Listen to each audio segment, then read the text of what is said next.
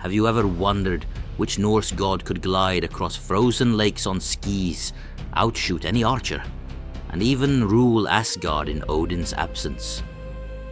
This story introduces Ullr, the enigmatic winter deity whose name echoes from forgotten sagas and ancient place names. Although he rarely appears in surviving mythology, clues from the Poetic Edda, the Prose Edda, and Scandinavian archaeology reveal a god revered for his prowess on snow and ice, his mastery of the bow, and his role as a patron of honorable combat. Journey with us through the snowy forests of ancient Scandinavia to rediscover the glory of Ullr, the forgotten god of winter and duels.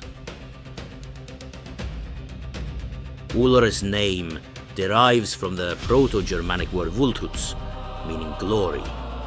This root appears on the 3rd century Thorsberg Chape, where a runic inscription, Aulthutawats Niwaje Maris, has been interpreted as servant of Ullr, the renowned or well-renowned servant of the Glorious One. The earliest texts to mention Ullr come from the Poetic Edda, compiled in the 13th century. In the poem Grimnismal, his hall is named Idalir, or yew dales, highlighting his association with the yew tree, the preferred wood for bow making.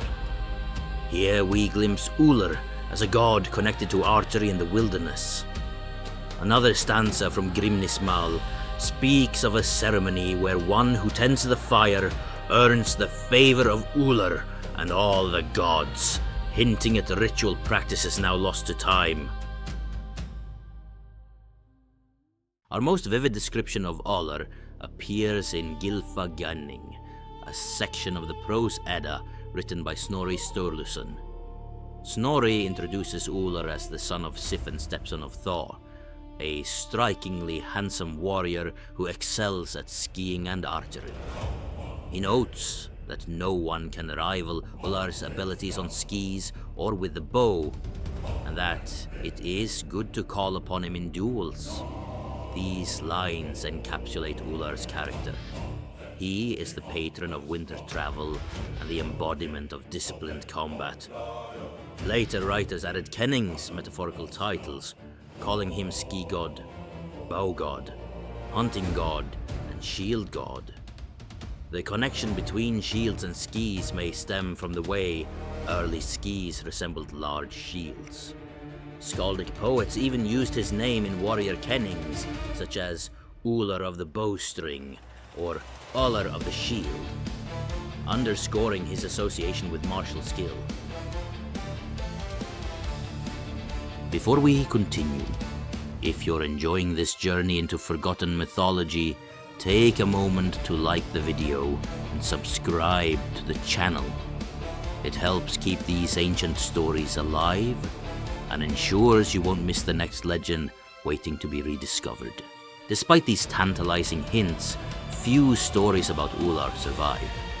In Grimnismal, the brief mention of his hall suggests a role as a respected deity among the Aesir.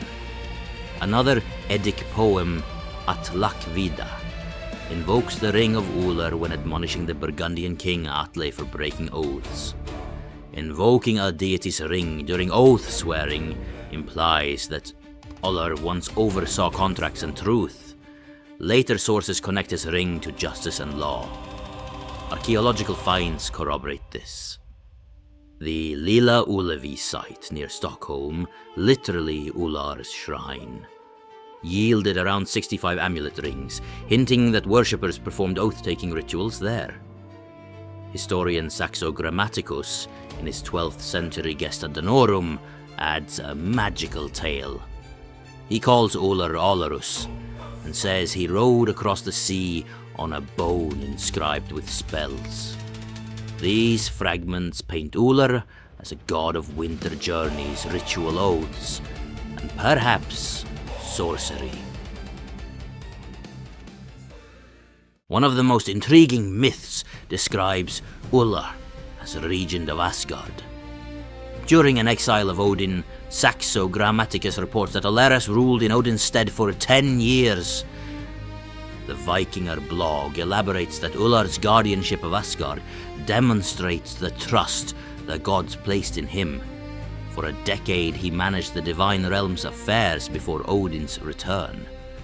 Although this story is absent from the Eddas, its survival in Saxo's chronicle suggests that older myths once gave Ullr a central role. Modern scholars interpret his temporary kingship as evidence of an ancient, perhaps pre-Viking cult in which Ullr held greater prominence than he does in later literature.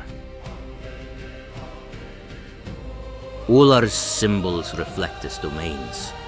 His yew-bow embodies his mastery of archery and his link to the yew tree. According to the History Cooperative, he was revered as the god of oaths and combat, and oaths were taken on Ullr's ring.